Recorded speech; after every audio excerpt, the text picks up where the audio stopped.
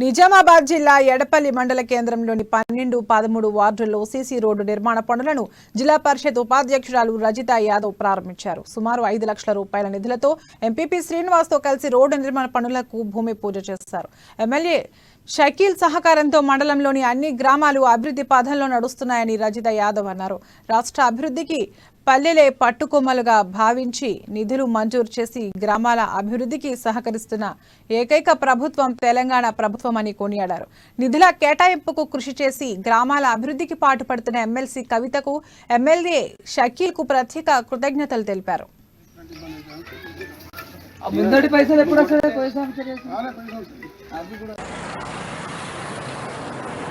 ఈ కాలనీ వాసులు మరి గ్రామ సర్పంచ్ గారు, వార్డు మెంబరు, ఎంపీటీసీ గారు అందరూ కూడా ఇక్కడ చాలా అవసరం ఉంది.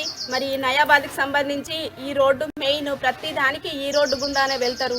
మాకు చాలా ఇబ్బందులని మా దృష్టికి తీసుకురాగా మరి ఇక్కడ జిల్లా పరిషత్ నిధులను కేటాయించి ఇక్కడ రోడ్డు పని ఈరోజు ప్రారంభించడం జరిగింది.